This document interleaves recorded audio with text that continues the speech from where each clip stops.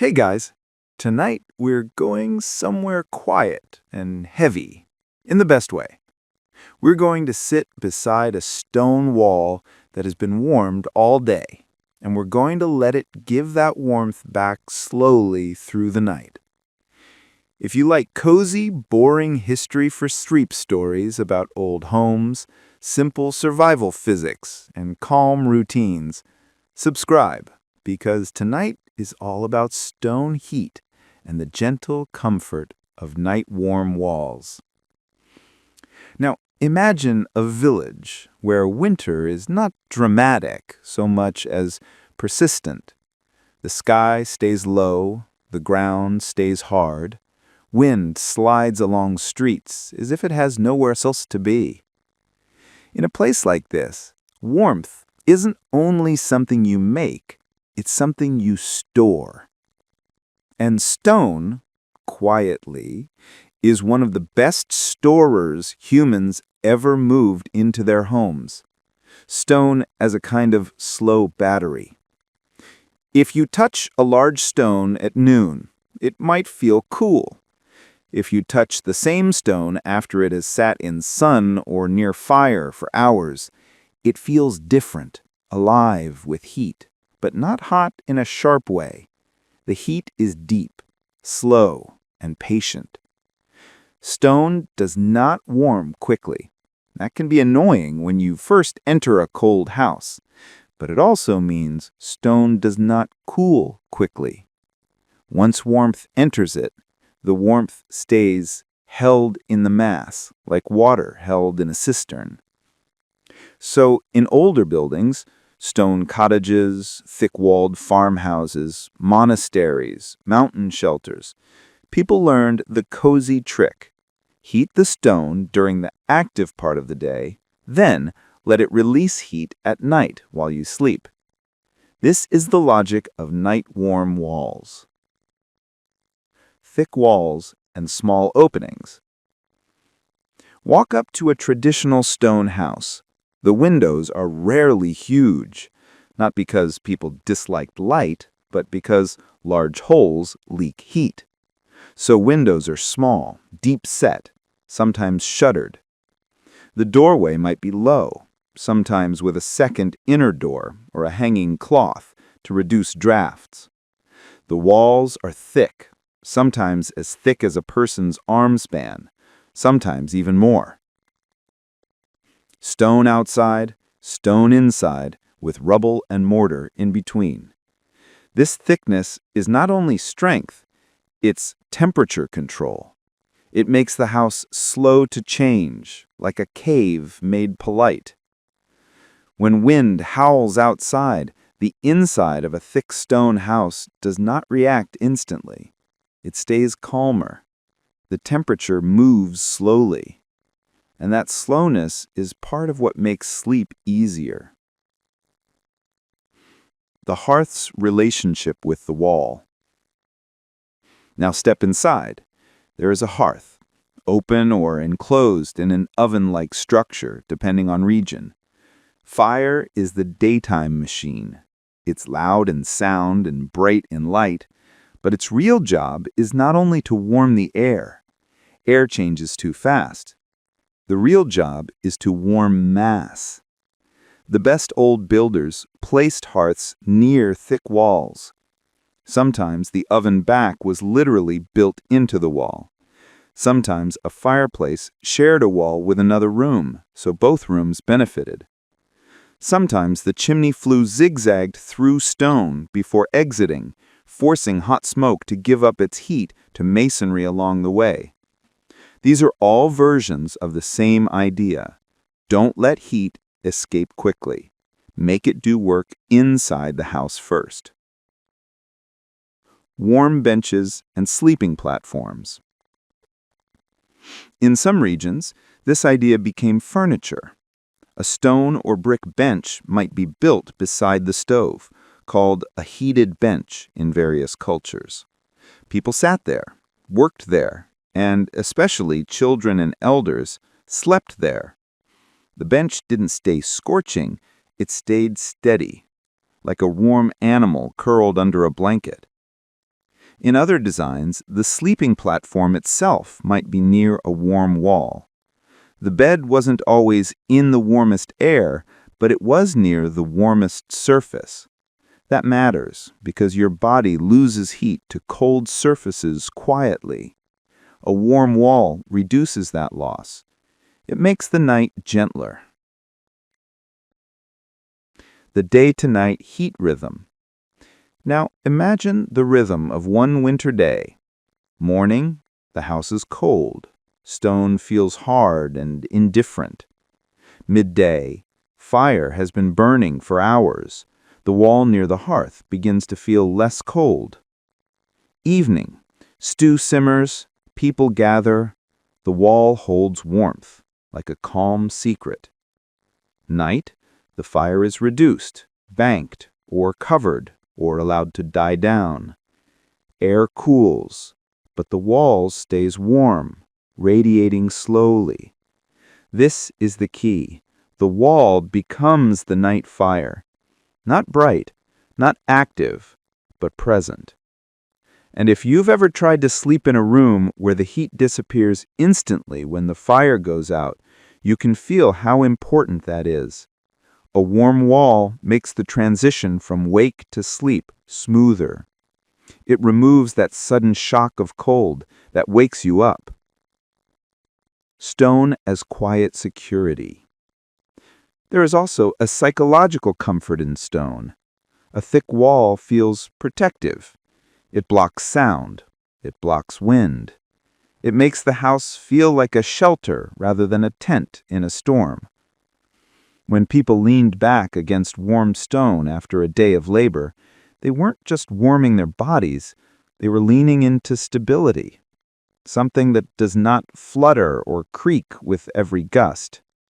That stability is deeply sleep-friendly. The sound of heat in stone. Stone even has its own tiny sounds. As it warms and cools, it can make faint ticks and pops, small movements as materials expand and settle. Not loud, more like a house clearing its throat. In a quiet night, that tiny sound can be oddly comforting. It's the sound of heat being held and redistributed. In a cozy ending image. Now, to help you drift, imagine this. A small stone cottage at dusk. Outside, snow or cold rain touches the ground softly.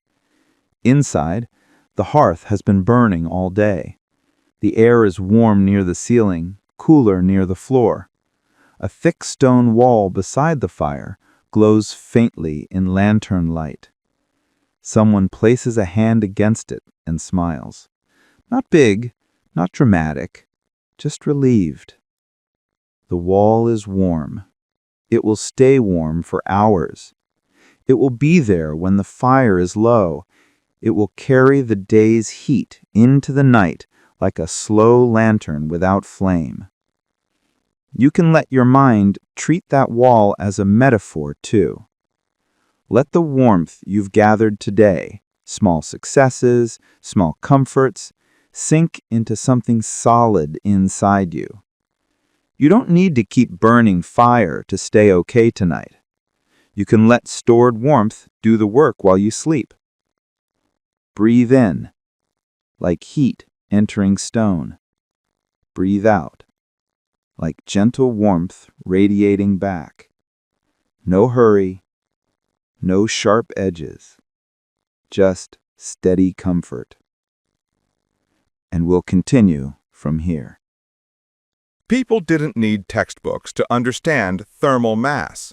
They learned it the way most old knowledge was learned, by living close to it, by touching it, by making mistakes, by feeling the difference between a thin wall that changes mood every hour and a thick wall that stays steady. Tonight, we'll let this be a gentle science lesson without the sharpness. No formulas, no diagrams, just the slow, bodily understanding of how stone holds heat, gives it back, and shapes the night. It warms slow, but it stays warm. That sentence is the whole theory, spoken in plain language. Stone takes time to warm. You can light a fire and sit beside it, and for a while the stone still feels cold. But later, when the fire is smaller, the stone feels warm. Much later, when the air has cooled, the stone is still giving heat back. People learned to plan for that delay. They didn't expect fast comfort. They expected steady comfort. So they built routines that matched stone's pace. Start the fire earlier on cold days. Cook while the stove is charging. Use the warmest wall in the evening, not at dawn. Trust the wall at night, not the flames. This is living by touch. Warm surfaces feel warmer than warm air. Another truth people discovered: comfort isn't only temperature, it's radiation. A room with warm air but cold walls feels drafty and restless. A room with slightly cooler air but warm walls feels held. You stop losing body heat into cold surfaces. Your skin relaxes. You breathe more easily. So builders cared about where the bed sits, where the bench is built, where the stove touches masonry, where cold corners might stay cold. They didn't talk about infrared radiation. They talked about that corner being cruel and that wall being kind. Heat likes to leave. Old builders and householders understood heat as something that escapes if you let it. So they controlled leakage. Small windows, shutters, thick doors, curtains, draft stoppers, compact rooms at night. They didn't calculate air changes per hour. They simply noticed that if the door kept whistling, the room never stayed cozy. And they learned warm walls need a stable indoor climate to do their job. If you keep letting cold air in, the wall is constantly repaying losses instead of slowly releasing stored warmth. Stone remembers the day. This is a poetic truth with a practical meaning. Stone remembers sun and fire. It remembers bread baking. It remembers stew simmering. The house becomes a memory device for heat. That memory smooths out extremes. It reduces the spike of daytime overheating. It reduces the panic of nighttime cooling, which is exactly what the body wants: fewer extremes. Learning through placement. People learned thermal mass by rearranging life. If the bed was against an outer wall, winter nights were worse. Move it near the masonry core, and nights became easier. If boots were placed against a cold wall, they stayed damp and stiff. Put them in the hearth's warm zone, and they dried. If jars were stored in a warm place, food spoiled. Put them in the cool cellar, they lasted. All of this is experimental science performed with daily life as the laboratory. Night warm walls as a community knowledge. This knowledge didn't belong to one genius builder. It belonged to the whole community. Children grew up knowing where to sit when cold, where to dry gloves, where the draft slips in, when to close shutters, how long a stove stays warm. Elders taught not by lecture, but by demonstration. Feel that wall, not yet warm, come back later. Don't sleep there, sleep closer to the stove. Close that shutter before the wind rises. And because this teaching was sensory, it lasted. It didn't require literacy. The sleep lesson inside the science. Now, the reason this belongs in a sleep story is simple. Stone teaches patience and trust. If you try to force warmth instantly, you feed flames and exhaust yourself. If you work with thermal mass, you do steady preparation and then you rest. That is a model for the mind, too. Some problems can't be solved by more intensity. They can be solved by charging earlier, planning calmly, closing leaks, reducing distractions, storing warmth, keeping small comforts close, trusting slow release, letting time help. Sleep is the slow release. It's your nervous system's thermal mass. It stores calm and returns it later as strength. A gentle ending image. Picture someone in a stone house at night. They are not rushing. They have already done the day's heating work. The stove has been fed and banked. The shutters are closed. The kettle is in its niche. The floor is layered. They place a hand on the wall near the hearth. It is warm, steady, not flashy. They nod, satisfied. That hand touch is their thermometer, their science instrument, their proof that the night will be manageable. Then they go to bed. The fire doesn't need constant feeding. The wall will do the work. The house will stay steady. The body will relax. And you can do the same tonight. No need for equations, no need for overthinking. Just notice your breath is warm. Your blanket is enough. Your shoulders can drop. Your jaw can unclench. You can let stored calm hold you. Inhale, let warmth enter. Exhale, let warmth release. Slow, steady, remembering, like stone. By night, we've watched it act like a gentle heater, releasing stored warmth into sleeping spaces. But in the very same house, often only a few steps away, stone is doing the exact opposite job, keeping things cold. A good house in a harsh climate doesn't just protect against winter. It also protects against rot, spoilage, and the chaos of summer heat. And stone, with its slow temperature habits, can help with both at the same time. Tonight, we're going to walk between two zones in the same building, the warm living room with its night-warm walls, and the cool stone cellar that stays steady when the world swings between hot and cold. Stone's other talent, staying cool when it counts. The same thermal mass that makes stone slow to cool in winter makes it slow to heat in summer. Especially when tucked underground or half buried, stone cellars behave like a kind of natural refrigerator. Above, the air might swing wildly.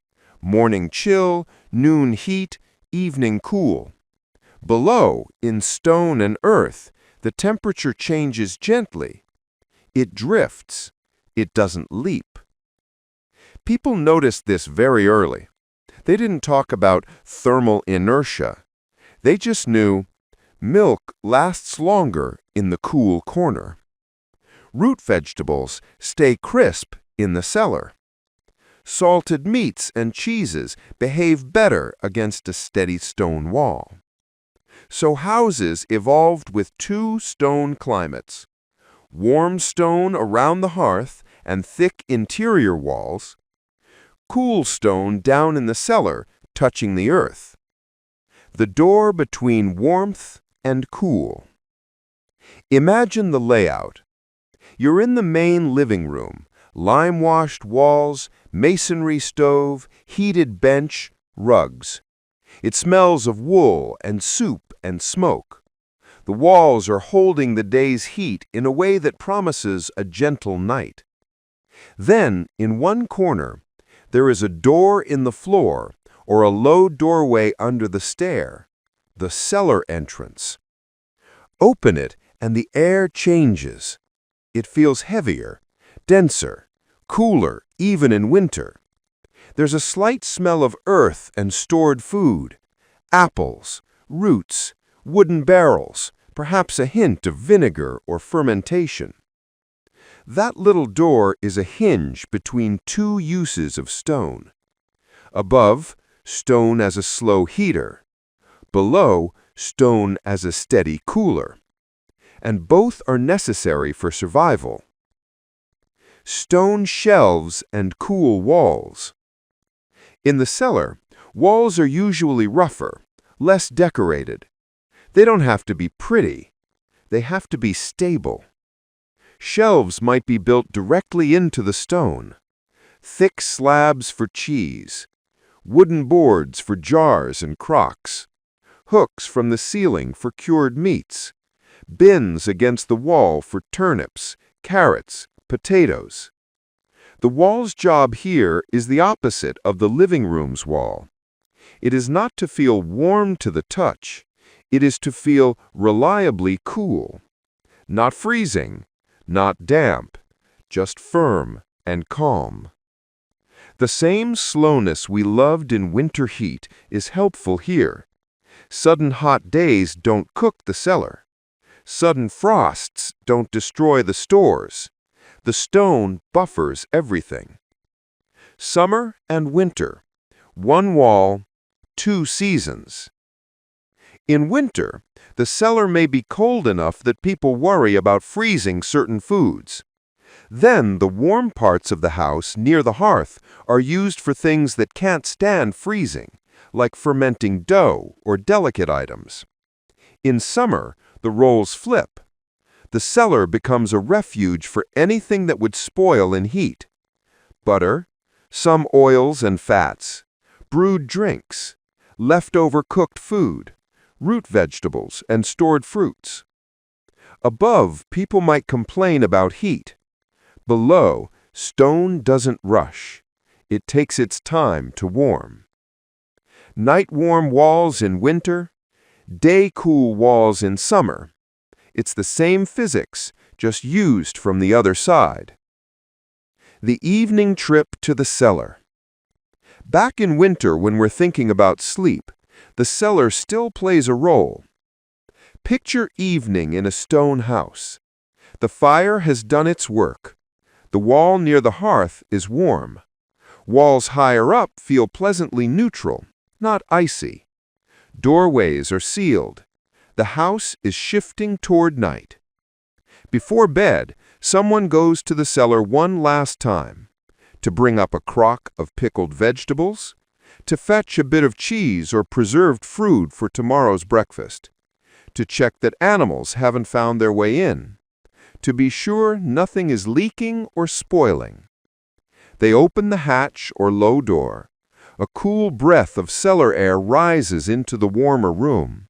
It's not enough to ruin the warmth, just enough to remind them there is another climate under their feet. They move slowly, not because they're afraid, but because the air invites slowness. Something about steady, cool stone always does. Then they return upstairs, close the door, and the warm climate of the living room closes itself again. Two worlds, one home. Balanced comfort, not too hot, not too cold. The cleverness here is balance. If the whole house were hot, food wouldn't keep. If the whole house were cold, people wouldn't sleep well. The stone lets both environments exist, warmth near people, coolness near stores. And because stone moves temperature slowly, both environments are predictable. Predictability is one of the quiet secrets of comfort. Sudden changes, hot then cold, dry then dripping, make bodies and minds nervous. Stone refuses to do anything suddenly. Sleep and the knowledge of stored food. There's another comfort here that isn't physical. It's mental. It is easier to fall asleep when you know tomorrow's food is safe. A full cellar, cool, orderly, stone-walled, is a kind of security. It means you don't have to hunt or harvest tomorrow to eat. A bad weather day won't starve you immediately. What you worked for is not rotting unseen in some warm corner. A person lying in bed, leaning near a warm wall, can feel that security underneath them like a second foundation. Warmth at your back, food under your feet, It's hard to overstate how soothing that combination is. A soft closing picture. Now fold all of this into one image for your mind to rest on. It's night in a stone house. Above, a room with night-warm walls, banked hearth, layered rugs, and a bed tucked near the masonry. The air is calm. The light is soft. You can feel warmth coming from the stone beside you, slow and steady. Below, a cool cellar, dark and quiet. Stone walls hold the day's chill. Shelves hold jars, sacks, barrels, and crocks. The air is dense and still.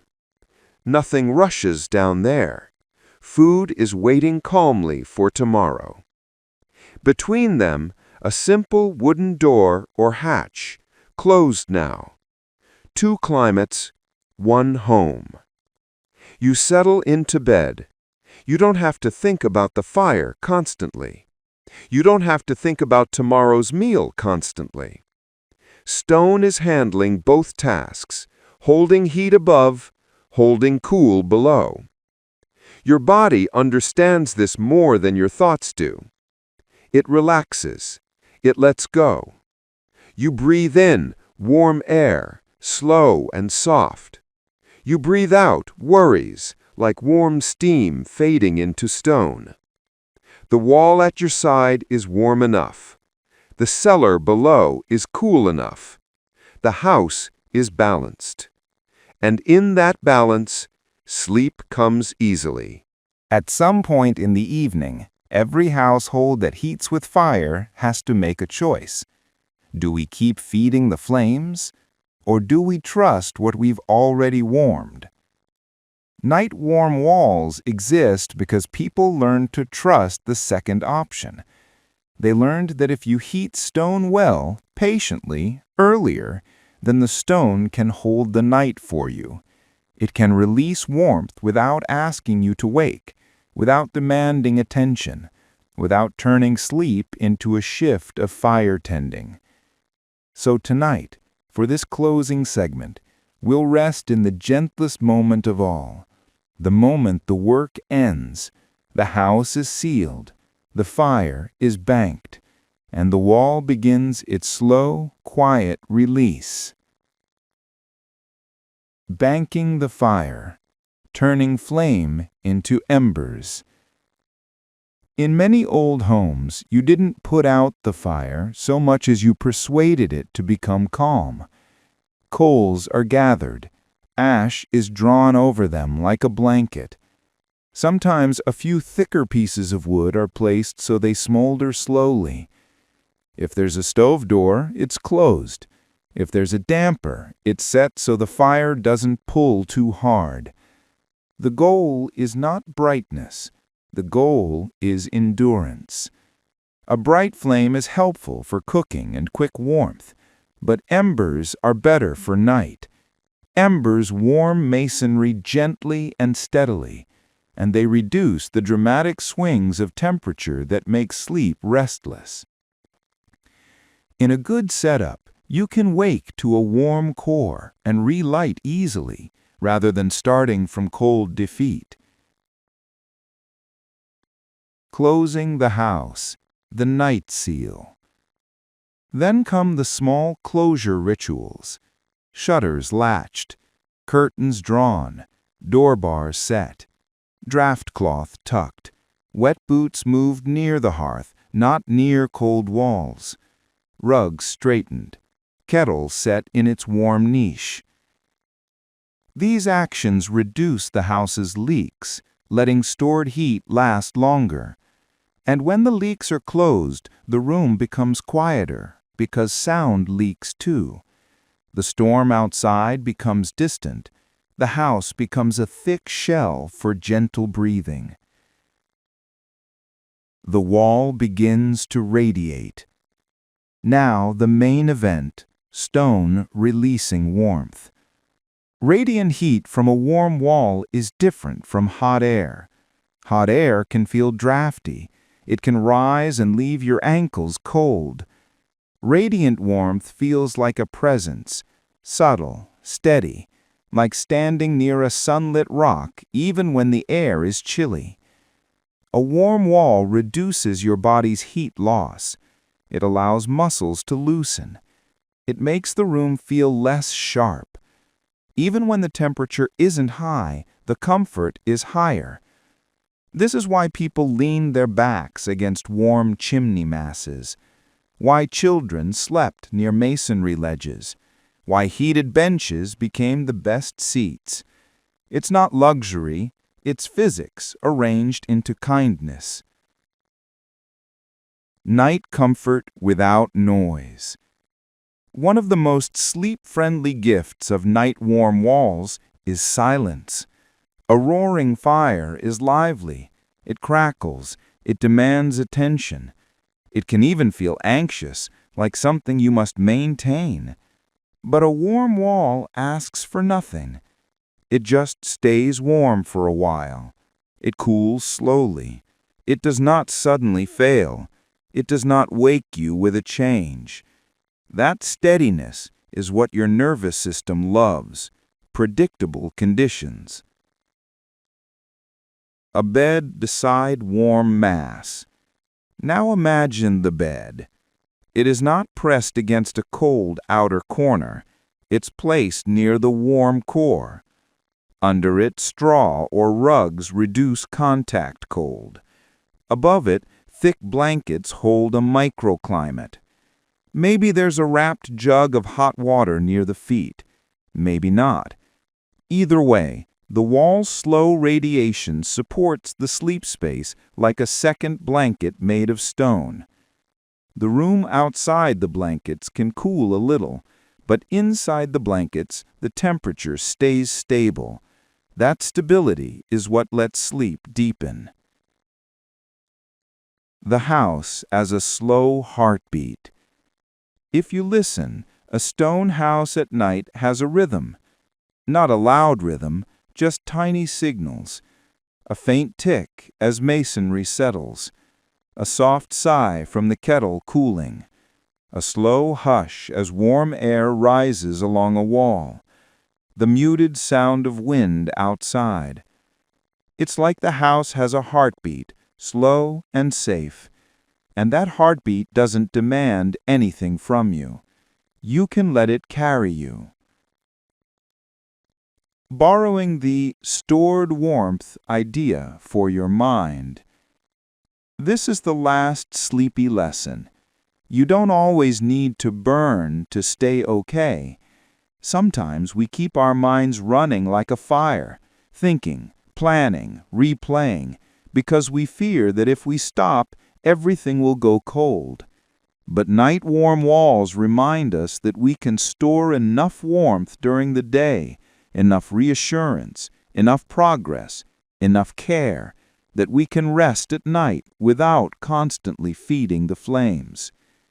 So you can bank your thoughts like coals, gather them together, cover them gently, let them glow softly in the background. Then trust your inner stone, your stable part, to hold comfort through the night. A final cozy scene. Picture the last scene now. The room is dim. The fire is low. The wall is warm. Curtains are drawn. Shutters hold. The wind can be heard but not felt. Someone checks the latch once. Only once, then stops. They sit briefly on the heated bench, letting warmth sink into their back. Then they stand, move to bed, and slide under blankets. The warmth doesn't rush. It spreads slowly, the way stone heat always does. The wall keeps radiating. The house keeps holding. The night becomes less sharp. And you don't have to do anything more. No tending, no fixing, no planning. Just breathing, slow and easy, while stone carries the warmth you already made. Inhale, store. Exhale, release. The house is closed, the wall is warm, the night is held, and you can sleep. On ordinary winter evenings, a warm wall is comfort. On storm nights, it becomes something more: reassurance. When wind hits hard, it doesn't just lower the temperature, it makes the whole world feel restless. It rattles shutters, pushes smoke sideways, finds tiny gaps, and turns every thin surface into a drum. This is when thick stone and stored heat feel like calm leadership. The wall doesn't flap. It doesn't argue. It simply stays in place. Warm enough, heavy enough, quiet enough, until the storm gets tired. Tonight, we'll sit through a storm night in an old stone house and notice why night-warm walls mattered so much in the worst weather. Wind as heat thief. Wind steals heat in two main ways: drafts. It pushes cold air through cracks and pulls warm air out. Forced cooling. It strips warmth off outer surfaces faster, making walls and roofs lose heat. A thin house feels wind immediately. A thick stone house notices wind slowly.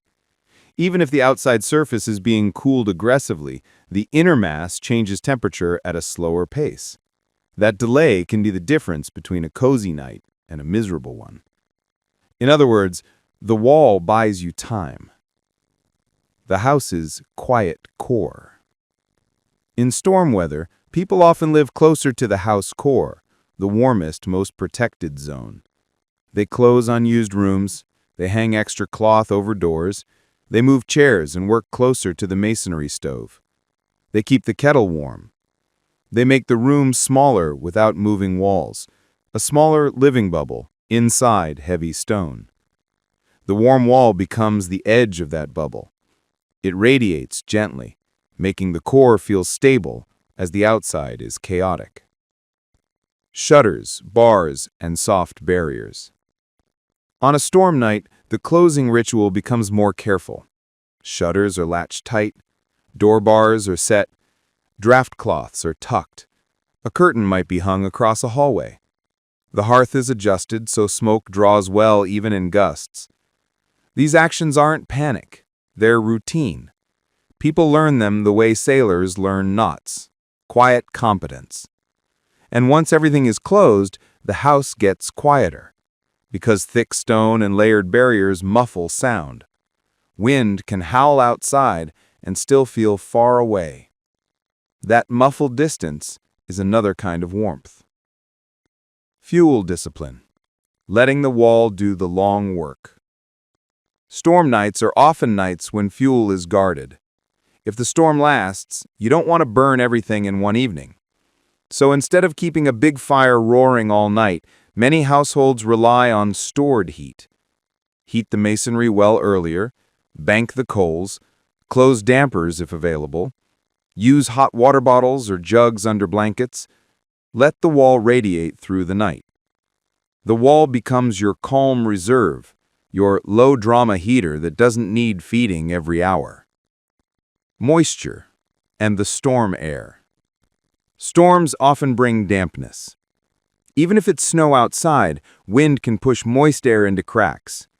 This is where plaster, lime wash, and good ventilation habits matter. A well-finished wall stays less clammy. It helps the inside feel clean and breathable.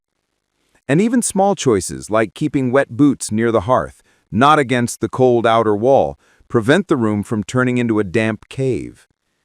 In storm weather, survival is often the sum of small choices. The psychology of heavy warmth. There's a human nervous system response to stable shelter.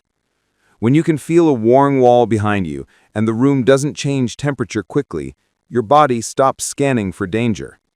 Your shoulders lower, your jaw unclenches. You can hear the storm, but you don't feel personally threatened by it. The older world had fewer ways to control weather, so the feeling of controlled interior space mattered deeply.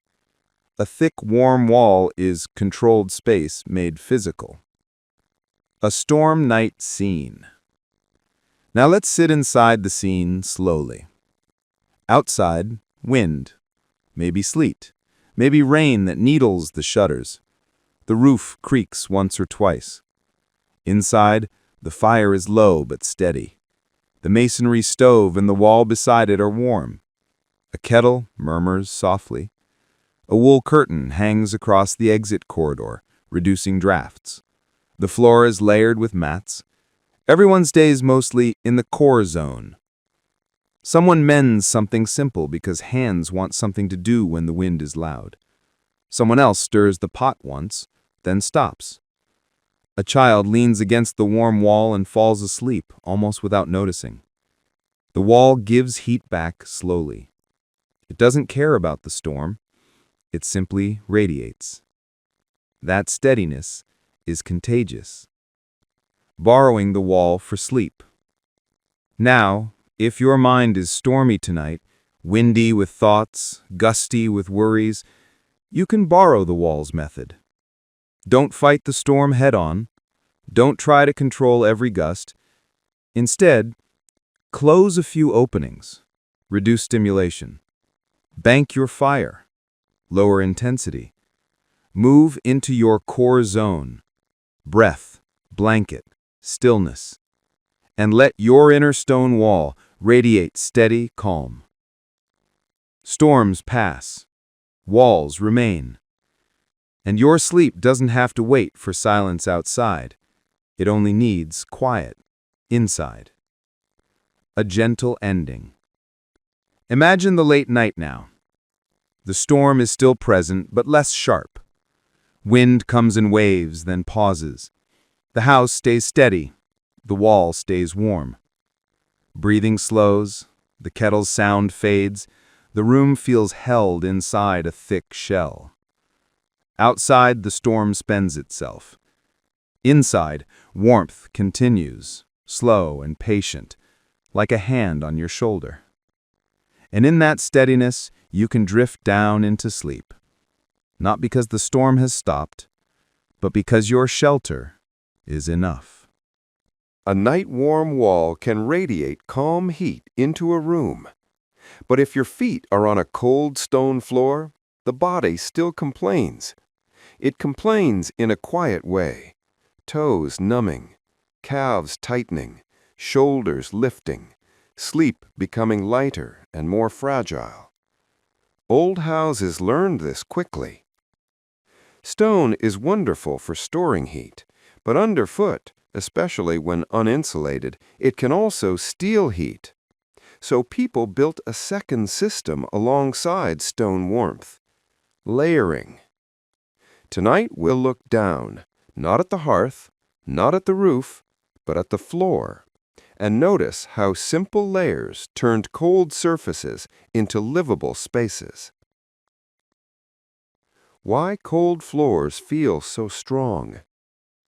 Cold is not only about air temperature, it's about contact. When you stand on stone, your body gives heat directly into it. Stone, being massive, accepts that heat without warming much at the surface, like an endless sink. So even if the air in the room is tolerable, cold floors can make the whole space feel harsher. That's why people didn't rely on warm air alone. They improved surfaces. And the floor is the biggest surface you touch through the day. Raised floors and wooden inserts. In some regions, people avoided bare stone floors by building wooden floors above them, either on joists or sleepers, creating an air gap that reduced cold transfer. A wooden floor is warmer feeling because wood doesn't steal heat as fast.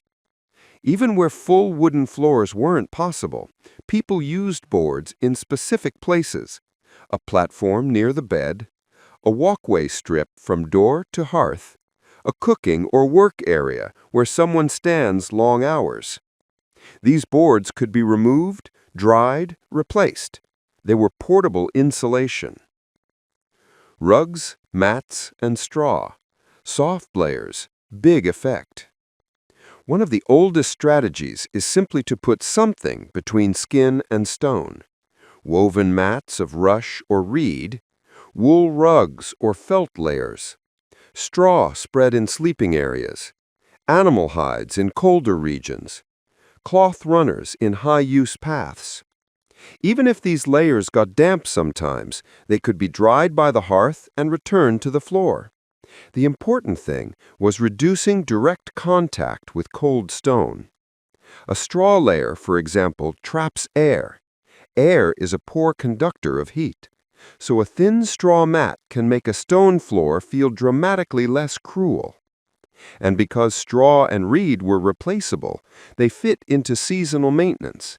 Fresh layers before deep winter, new mats after wet seasons. Draft control at floor level. Cold air behaves like water. It flows low. If a door cracks, cold air pours across the floor first. It pools near ankles. It makes a room feel restless, even if the upper air stays warmer. So people used low-level draft blockers, raised thresholds, cloth door curtains, stuffed cracks, straw, cloth, moss, heavy door sweeps, entry porches to trap cold air before it enters. This reduces the cold river along the floor, letting the wall's gentle heat actually matter. The hearth zone, where floors become animals. Near the hearth, floors often change character. Stone near fire can warm slightly, becoming the only comfortable place to stand barefoot. People learn to live in zones, work close to heat when needed, then move away when tasks allow. Animals learned it too. Cats curl near warm boards. Dogs sleep by the hearth. Even in mixed human-animal homes, the warm floor zone becomes a gentle gathering point. And around that warm zone, people place their best layered surfaces, rugs, mats, creating a warm island that also stays cleaner and drier. Night, making a bed microclimate. If we're thinking about sleep, the floor's role becomes even clearer. At night, your body temperature drops slightly, and you are more sensitive to cold. A bed placed too close to a cold floor edge can feel chilly, even with thick blankets. So people raised beds, placed them near warm walls, and layered beneath. Straw tick mattress, wool blankets, hides or felt underlayers. Sometimes even a mat beneath the bed to reduce cold rising. The point is to keep the sleeping microclimate stable. Warm wall plus insulated floor plus layered bedding equals deep, longer sleep. Quiet maintenance, drying the layers. Layers only work if they're cared for. In damp climates, rugs and mats can hold moisture. Straw can rot. So households developed a simple rhythm. Lift mats in the morning to air them. Shake out straw and replace when sour-smelling. Dry rugs by the hearth or in sun-warmed courtyards.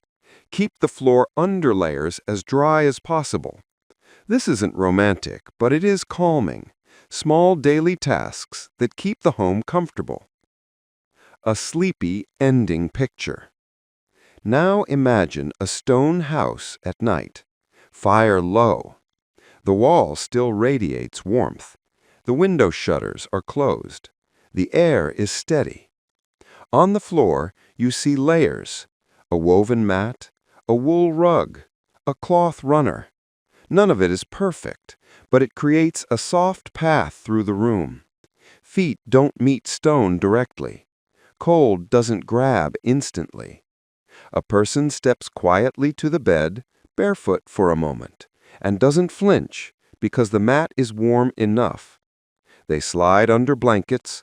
Warmth from the stone wall and the layered floor meets them from both sides. The house feels held. And you can borrow that sensation now, the idea that comfort is built by layers, not one dramatic solution, but many simple ones stacked together. One calm breath, one loosened shoulder, one blanket, one warm wall, one soft layer underfoot. All of it adding up to night warm. And with that, You can let yourself drift. Stone stores heat in its mass. Fire stores heat in its glow. But there's another quiet storage method that sits between them, something people could carry from the hearth to the bed, from the kitchen corner to cold hands: hot water. And when you combine hot water with stone basins, stone shelves, stone-lined hearths, you get a gentle, practical warmth system that doesn't demand flames all night. Tonight we'll follow heat as it moves from fire into water, then from water into bodies and walls, slowly, politely, like a warm message being passed along. The kettle as a daily heat bank. In many traditional homes, a kettle was almost always near the fire, sometimes hung on a crane over an open hearth, sometimes nestled on a stoveplate, sometimes set into a masonry niche. Why keep it there? Because hot water solves problems. Hot water warms hands. Hot water makes washing possible in winter. Hot water becomes tea, broth, gruel. Hot water helps soften stiff cloth, tools, soothe aching joints. And it holds heat longer than warm air does. You can carry it, you can pour it, you can store it under a lid.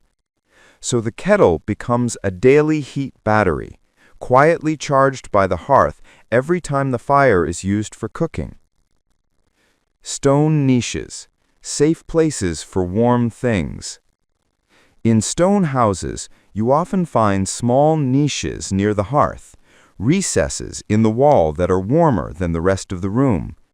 These niches serve as safe, warm shelves for a teapot, a basin of warm water, a wrapped brick or stone used as a foot warmer, a bowl of dough rising slowly, wet gloves drying without scorching.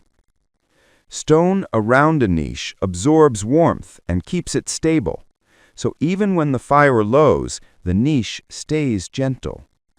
It's like a small indoor sunspot, but made by hearth heat instead of sunlight. Washing without freezing. In winter, washing is tricky. Cold water steals heat fast, but people still needed cleanliness, especially hands and faces, and anything related to food.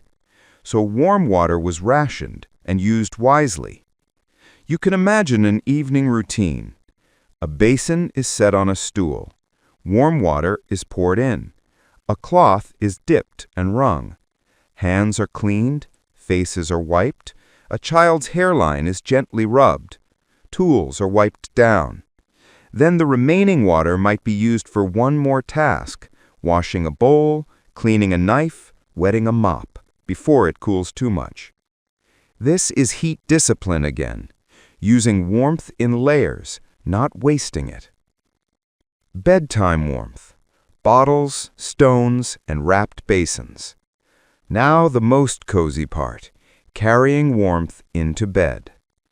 Modern people use hot water bottles. Older people used many versions of the same idea. A warmed stone wrapped in cloth, a ceramic bottle or jug filled with hot water, a metal pan or foot warmer in later periods, a tightly wrapped kettle or small basin, carefully managed. The goal is not to heat the whole room, it's to warm the microclimate under the blankets, your feet, your core, the place where cold bothers you most. And here, stone surfaces help again. A warm wall near the bed reduces heat loss, while a hot water object under the blanket adds targeted warmth. Together, they make sleep easier without a big fire. The quiet physics of comfort. There's a sleepy beauty to how these heat stores cooperate. Stone releases warmth slowly into the room. Water releases warmth a little faster into the blanket space. Air stays relatively calm because openings are closed. Bodies stop shivering and start relaxing. This creates a stable night climate with minimal tending. You don't have to wake to feed flames. You don't have to keep listening for the fire dying. You can trust stored warmth. That trust is calming. Warm drinks, heat you can swallow. Another version of hot water warmth is internal. Tea, broth, warm milk, thin porridge. Near bedtime, a warm drink is a gentle signal to the body that the night is safe. In old homes, warm drinks were often simple and practical. Herbal infusions, grain water, broth from earlier cooking. The kettle made this possible because it kept water ready. And once again, the wall and stove help. They keep the kettle warm longer. A sleepy ending scene. Now, to close this segment, picture a small stone interior at night. The fire is low. The masonry wall is still warm. The room is dim and quiet. A person lifts a kettle from a warm stone shelf near the hearth. They pour hot water into a jug. Steam rises softly. They wrap the jug in cloth and carry it to the bed. They slide it under the blankets near the feet. Then they sit for a moment and drink a small cup of warm tea. Not too much, just enough. The wind is outside. The cold is outside. Inside, warmth has been stored in stone and carried in water. The night has two gentle heat sources, both quiet. And as the warmth spreads slowly through the bed, the body relaxes. The mind loosens. Breathing slows.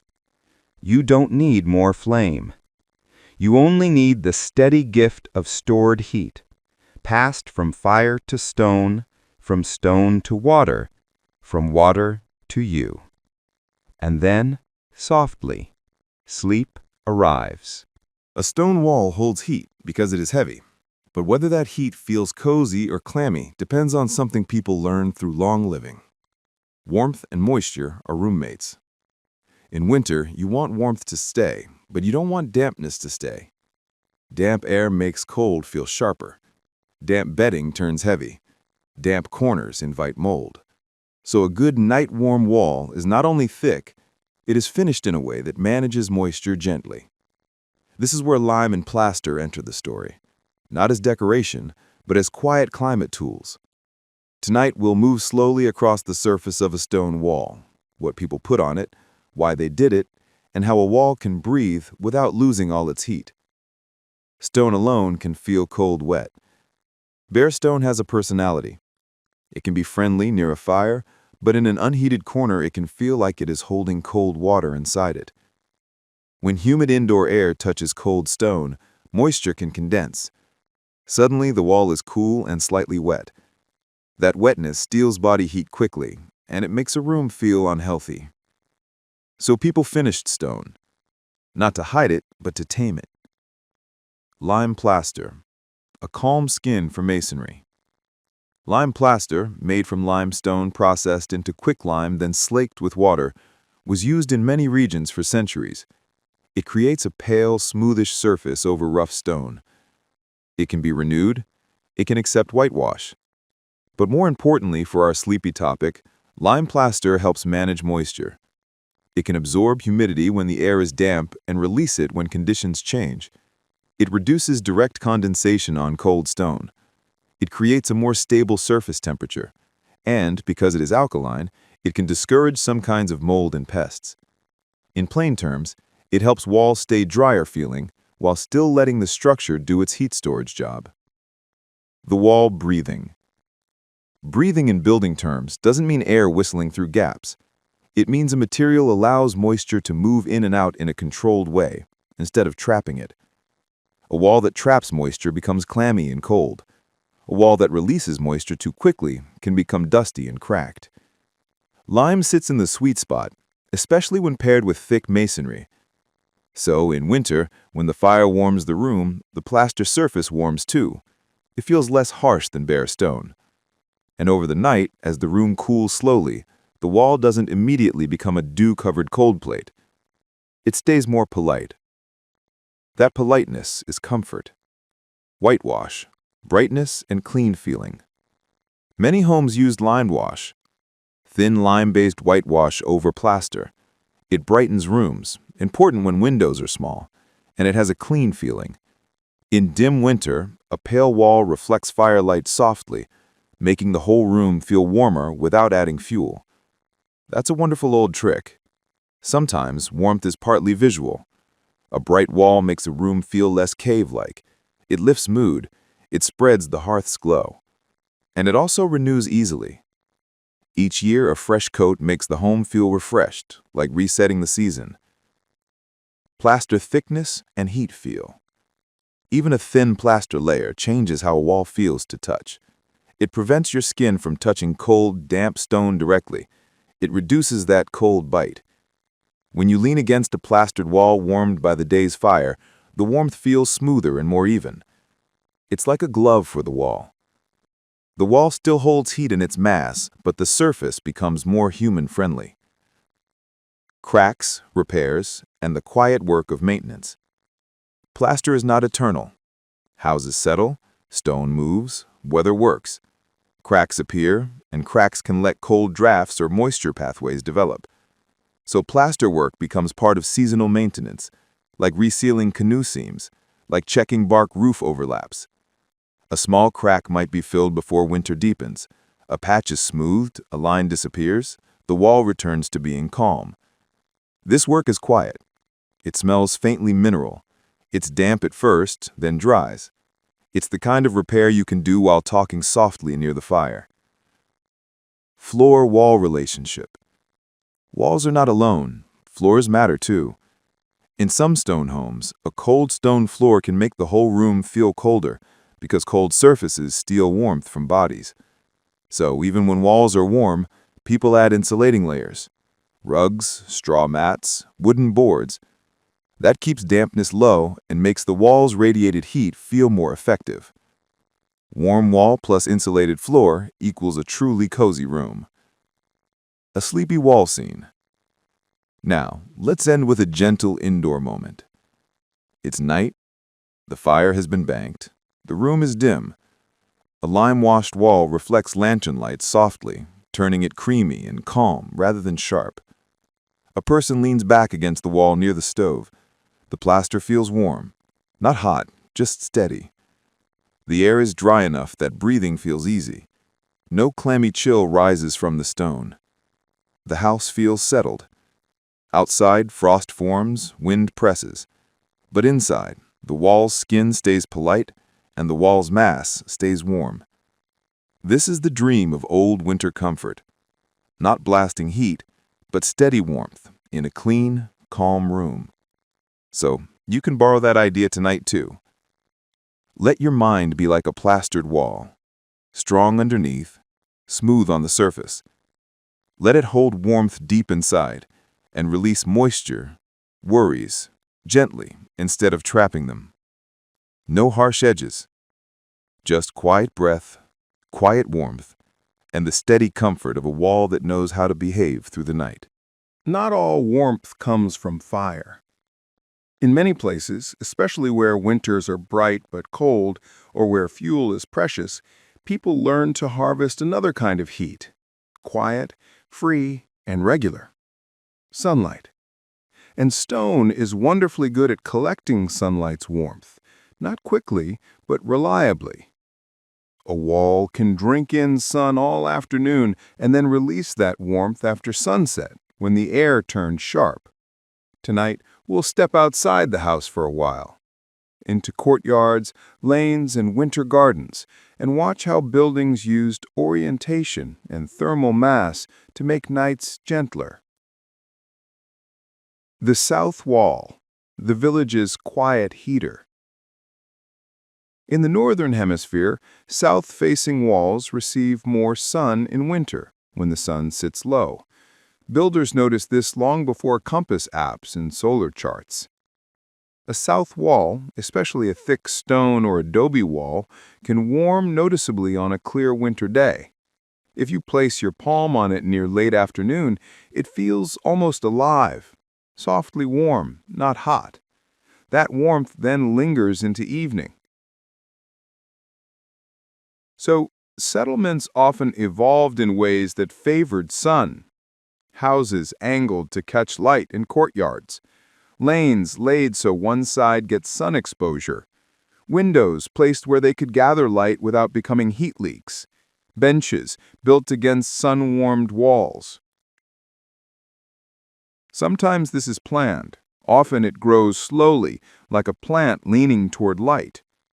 Communities adjust and rebuild over generations. A new wall gets placed where it catches sun. A door is moved to a less windy face. A small sitting spot becomes tradition. Courtyards, trapping warmth behind walls. Courtyards are an outdoor version of a warm room. If you surround a space with stone walls, two things happen. The walls block wind, so air stays calmer. The walls store sun heat and radiate it back into the protected space. Even in cold months, a sheltered courtyard can feel surprisingly pleasant in the afternoon. You might see people sitting there, doing small tasks, shelling beans, repairing baskets, sorting herbs, feeding chickens. Not because they love cold, but because the courtyard is warmer than the open street. Stone holds sun warmth the way a kettle holds hot water, slowly, dependably.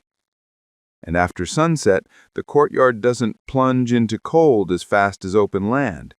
The walls release their stored heat gradually, delaying the night's bite. Stone underfoot, paths that don't freeze as fast. Sometimes it's not walls, but floors. Stone paving in a sheltered area can store warmth too. During the day, sun warms the surface, the warmth travels into the mass. At night, that stored heat slows icing. It doesn't stop frost entirely, but it softens it, especially in protected corners. People notice these microclimates. This path stays safer after sundown. This corner is warmer for sitting.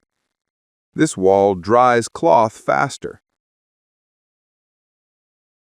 And over time, daily routines follow those warmer spots the way water follows the easiest channel. Night warm walls as outdoor furniture. In sun-catching places, stone walls become a kind of public bench. A thin wool cloak on a low stone ledge, a back against warm stone, hands tucked under shawls. This can be enough for comfort while doing a quiet task. You can picture elders in late autumn sitting along a wall, talking softly, or a child leaning there, eating bread, cheeks warmed by the last stored sunlight. Even animals understand it. Cats find stone-warmed stone like they're guided by an invisible rope. Winter rooms. Sunboxes and glass before glass.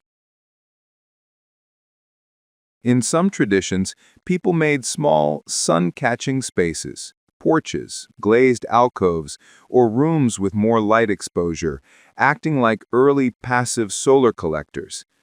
Even before modern glass was common, there were creative approaches: oiled cloth, thin translucent materials, later small panes. These spaces gathered warmth by day and buffered the main living room from cold wind. They were not always warm enough to live in all winter, but they helped, reducing the shock of outside air and contributing a little extra stored heat. Again, not perfection, just assist. Fire plus sun. 2 sources, 1 storage strategy. The most efficient homes often used both. Daytime sun warms one side of the house. The hearth warms the masonry core. Between them, the building becomes a heat bank. The air inside becomes steadier, easier to live in. And when you have steady warmth, your nights are better. You sleep deeper. You spend less energy shivering. Your body repairs itself more easily. Night warm walls are, quietly, a health technology. A sleepy courtyard scene. Now let's end with a calm picture. It's late afternoon in winter. The sky is clear. The sun sits low and golden. A stone courtyard is sheltered from wind. The south wall is warm to the touch. Two people sit there in simple wool. One repairs a glove. The other peels something small. Apples, roots, a little pile of work. Their breath is faint in the air, but they're not uncomfortable. The wall gives back the day's warmth in slow, steady pulses. As evening arrives, the sun slips behind roofs. The courtyard cools, but not suddenly. The walls hold on. They release heat like a soft goodbye. Then the people go inside, bringing that stored warmth with them, in the sense that their bodies are warmer, their hands are looser, their minds are calmer.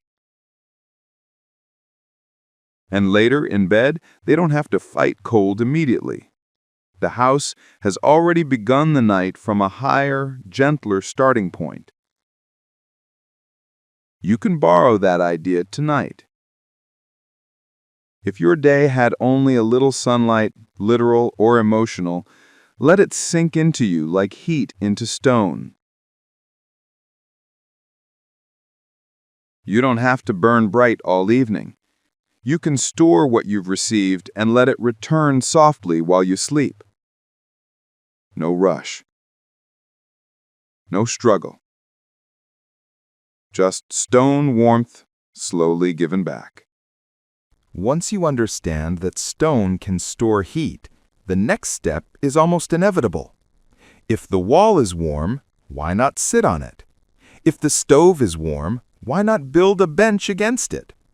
If a masonry core stays gentle through the night, why not place sleep near it?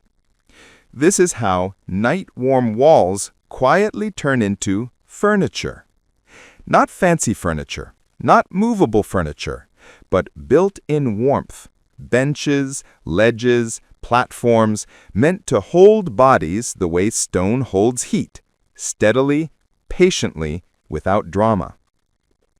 Tonight, we'll walk through those warm places where people rested their backs, warmed their feet, and sometimes slept, letting masonry do the night work while the fire went low. The heated bench, the calmest seat in the house.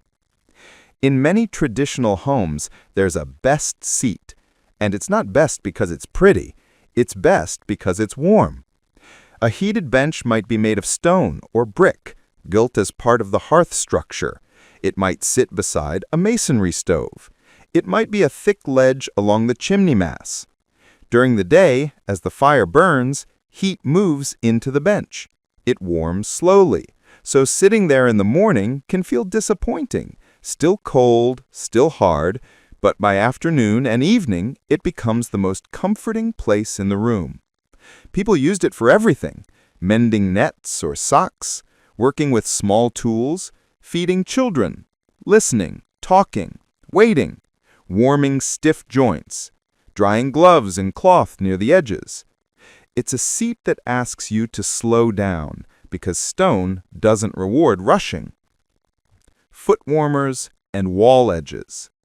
Another quiet design is a low stone ledge near the hearth, used like a foot warmer. In winter, feet go numb first, so a small raised platform where you can place boots or rest your feet against a warm surface becomes a huge comfort. Even if the air in the room is cool, warm surfaces keep your body from losing heat so quickly. Sometimes you'll see stoves with a narrow shelf running around them, enough for a kettle, enough for wet mittens, enough for a child's cold hands. These shelves are not decoration, they are heat harvesting. Sleeping near the thermal mass. Now the most sleep-relevant part, night warmth. In many older homes, the sleeping area is placed near the warmest stable surfaces, not necessarily right next to flames, too hot, too smoky, too risky, but near the heated masonry that stays warm after the fire is banked. In some cultures, the sleeping platform is attached to the stove. In others, beds are pushed against a warm wall. In others, a raised ledge is built along the masonry core, used for day resting and night sleeping. Children and elders often get the warmest spot because their bodies lose heat easily.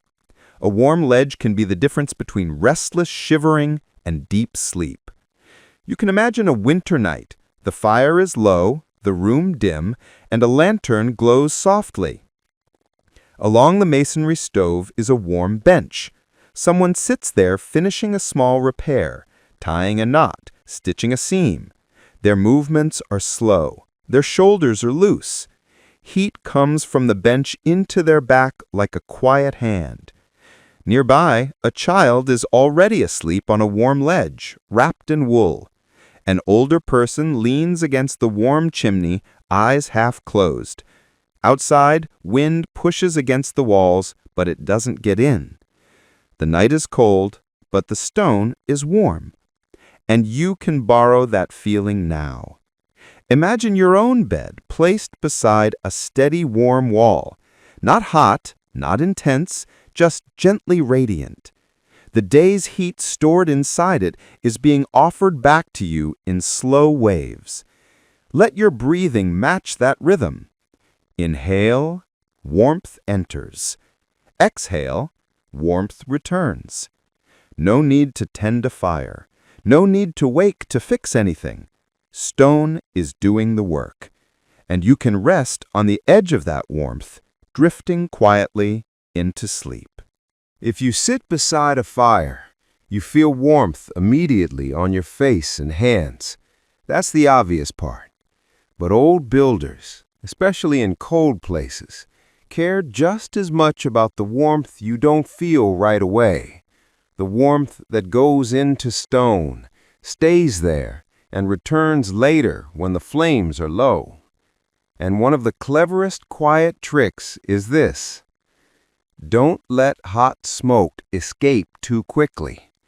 Make it travel through stone first. Make smoke pay rent before it leaves the house. Tonight, we'll follow heat into the masonry itself, into back walls, ovens, flues, and thick chimneys designed to store warmth like a slow battery. The back wall that drinks heat. In many stone cottages, the hearth is not just a hole where fire lives. It's a structure embedded into a thick wall, sometimes the outer wall, sometimes a central masonry core. The back wall of the fireplace is the first big heat collector. Flames lick it, radiant heat hammers it, and hot smoke flows past it. Over hours, that stone heats deeper and deeper. Not just a surface warmth, but a warm interior. If you've ever touched a stone near a fire late at night and felt it still warm even after the fire is small, that's the back wall doing its job. People use this in simple ways, sitting with shoulders against the warm masonry, drying clothes nearby, letting children nap in the safer warm zone where heat is steady rather than flickering. Smoke as a traveler, not an escape artist. Now follow the smoke. In a simple fireplace, smoke rises straight up a chimney and leaves. That works, but it wastes a lot of heat. The hotter the smoke, the more heat is being thrown away. So in some traditions, builders created longer paths for smoke, especially where fuel was scarce or winters were long. They did it with thicker chimney stacks that absorb heat, offset flues that force smoke to travel sideways or upward in stages, masonry stoves and ovens where smoke circulates before exiting, shared chimneys that warm multiple rooms. The principle is always the same. Increase contact between hot smoke and heavy stone so the stone can steal heat before the smoke disappears into the night. The oven that heats the house twice. A bread oven is a beautiful heat storage device. You heat it hard, hot enough to bake.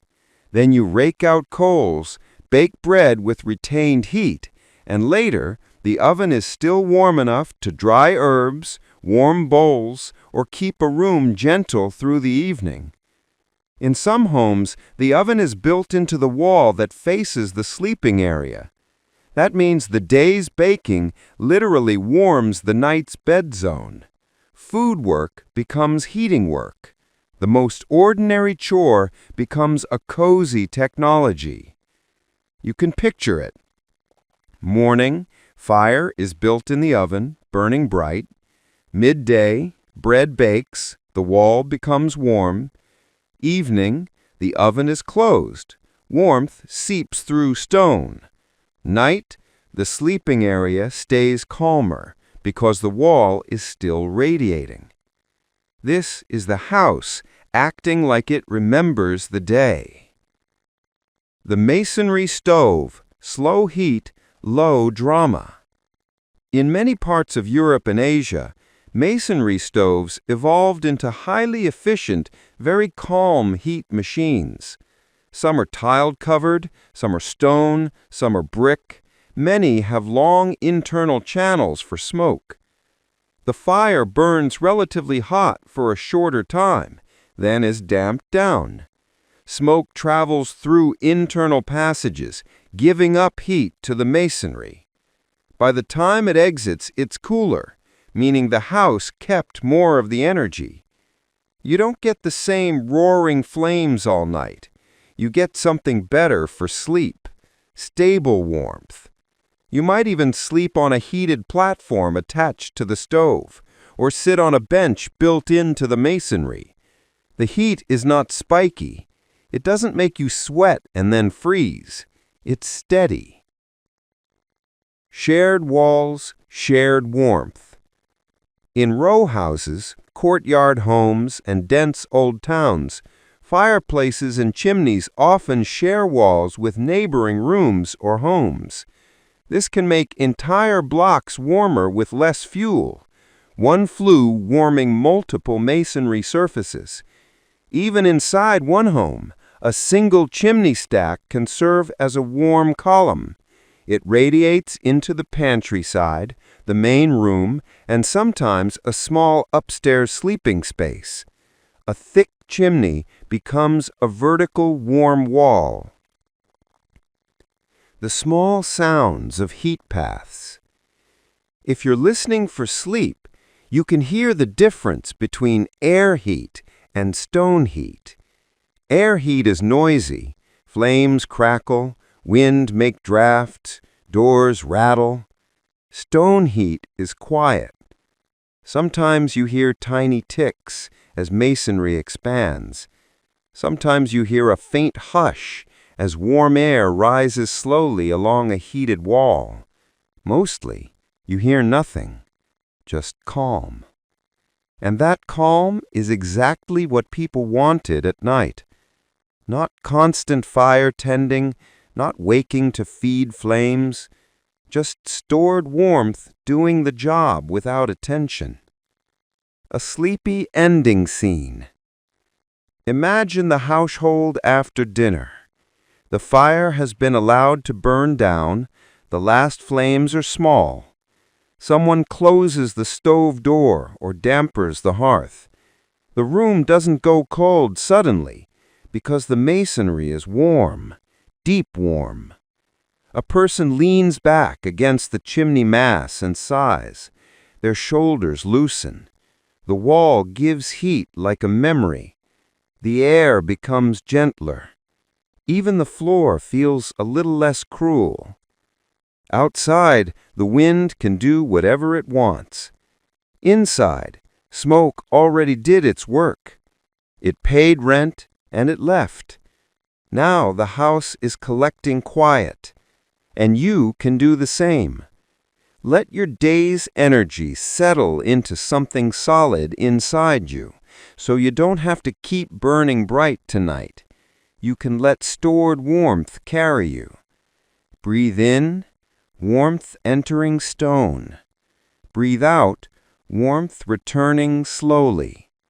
No rush, just a wall that remembers. A warm wall is not only about what happens at the hearth. It's also about what doesn't happen at the edges of the house. Heat is a shy guest. It leaves quickly if you give it a big door, a wide window, or a drafty crack. So in stone-built places, cold coasts, mountain valleys, high plateaus, windy plains, people learned a quiet architecture of restraint. Small openings, deep sills, thick thresholds.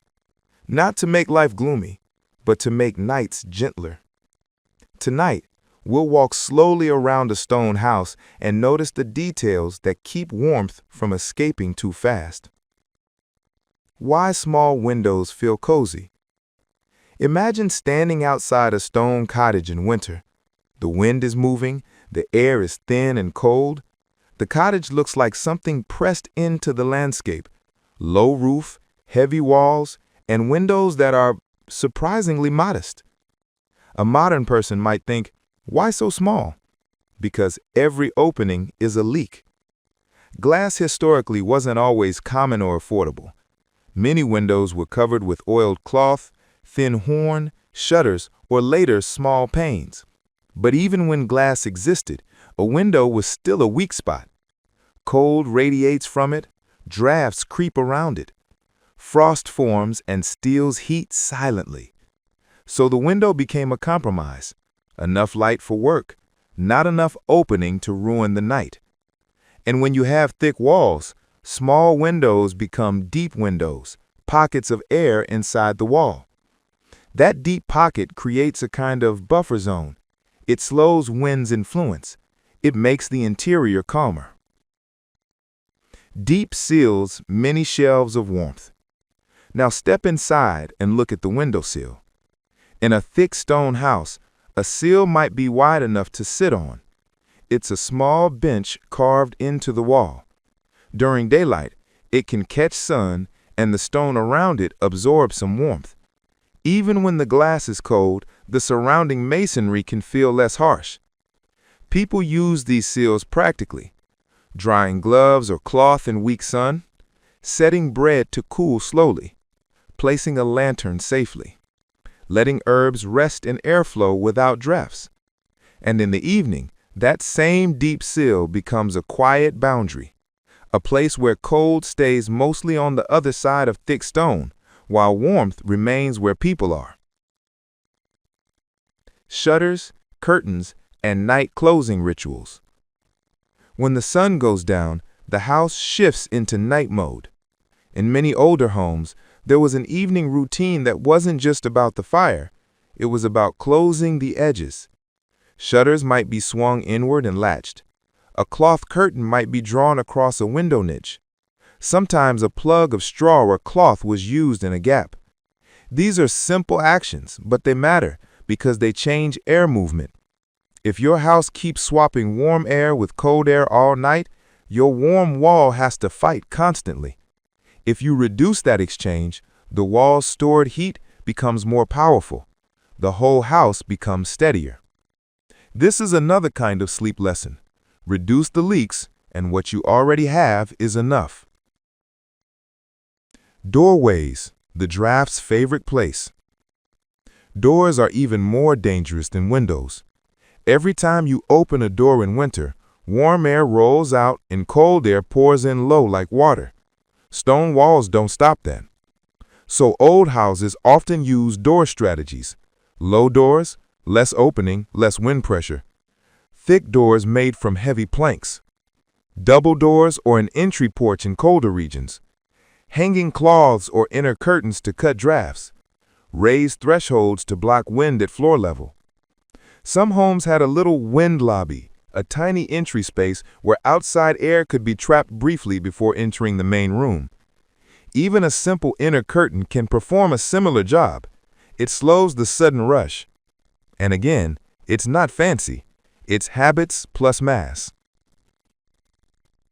The wall as a climate machine. When you seal openings well, the stone wall becomes more than structure. It becomes a climate machine. Warm air from the hearth rises and brushes along the ceiling. Cooler air sinks along walls and floors. If the wall is warm, that sinking air is warmed a little as it passes. The room becomes less drafty, less restless. If the wall is cold, the sinking air becomes colder and feels like a constant invisible river. You can't see it, but you feel it on ankles and sleeves. So the goal is not only to have warm air, it's to have warm surfaces. Warm surfaces make air behave politely. And small windows and tight doors make it possible for surfaces to stay warm long enough to matter. A winter evening walk around the house. Now let's take a slow walk in imagination. Outside, snow is falling lightly. You circle the house. You see how the roof overhang draws water away from walls. You see how the window is tucked into the thickness, how the shutters can close like earlids. You see how the door is sheltered from direct wind by a small wall or porch. You come back inside. Someone is already closing the night. Shutters latched, curtain drawn, door bar slid into place. The fire is banked, not roaring now, just a steady glow. And because the edges are closed, the room feels held, like a hand around a cup. Sleep-friendly closing thought. If you want to borrow this architecture for your own night, you can. Think of your attention like heat. It leaks through openings, scrolling, rechecking, worrying, replaying the day. If you leave every opening wide, your mind keeps losing warmth. But if you gently close the shutters, dim lights, slow breathing, one last check and then done, your inner warmth stays where you are. Your stone wall gets to do its job, holding steady, radiating comfort without constant effort. So tonight, let your mind become a thick-walled house. Small openings, deep seals, calm closure. The day's wind can press against the outside, but it doesn't have to travel through you. Inside, the wall is warm.